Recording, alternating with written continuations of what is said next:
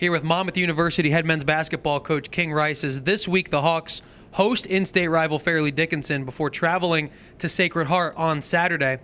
Coach, first, thanks for a few minutes. Before we look ahead to the games this coming week, let's look back to the couple of games in New York this past week. You get a big win on Thursday at St. Francis, Brooklyn. Let's start there. And I know we were able to talk to you right after the game on the Shore Sports Network broadcast. But that game, great comeback effort for your team. Showed a lot of heart against the Terriers. Well, St. Francis, New York is a very, very good team. Glenn has done a great job since he's been there, keeping them towards the top of the league. I think it's a tough place to play. I don't think many teams will win in there. And our kids just stayed together.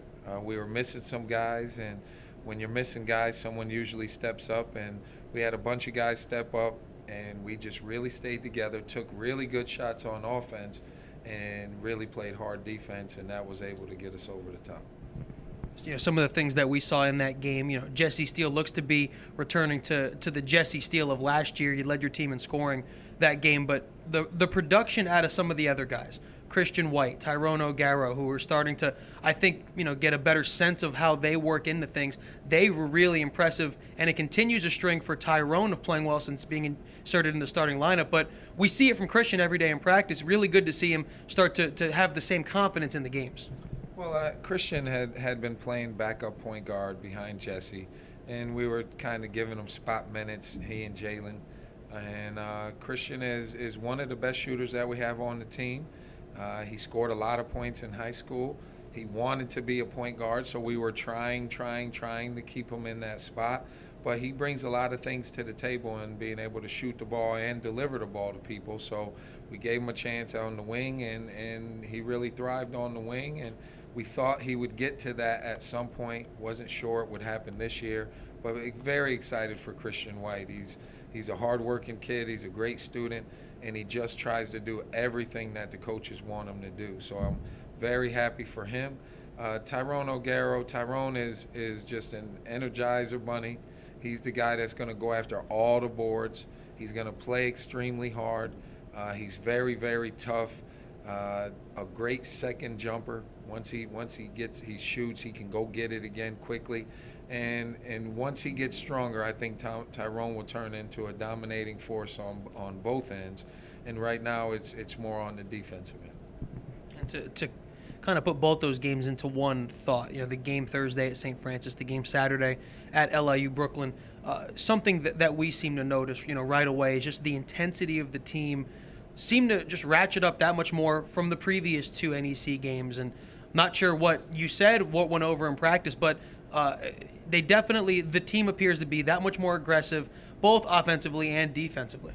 Well, the guys understand that it's time to get these things done. It's time to really, really start playing how we are capable of playing. You know, we're down to 6 weeks in our season, 12 games left, and I think guys are feeling a sense of urgency. We still haven't played our best basketball. And guys start looking at the calendar and say, wow, we better really get going and start trusting coach a little bit more and start making better decisions on the floor. And then your team starts playing better. But I'm extremely excited that our team is still getting better right now. A lot of teams have leveled off. A lot of teams are getting worse right now. And our team is continuing to get better. And we just got to keep trying to put it together for 40 minutes. Well, you mentioned the players kind of do that. As coaches now, you look at it and you see 6 weeks left, 12 games. You said it. The team isn't maybe where they think they should be or where you think they should be, but they are improving. What do you look forward to then these last 12 games, kind of getting into that stretch run towards the postseason out of the team?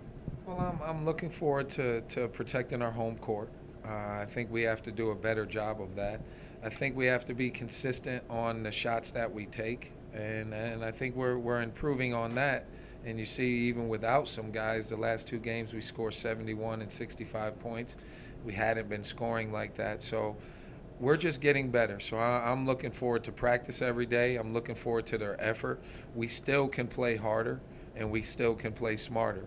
And then the part that I always tell them, if we play hard enough and smart enough, then it becomes fun for the guys.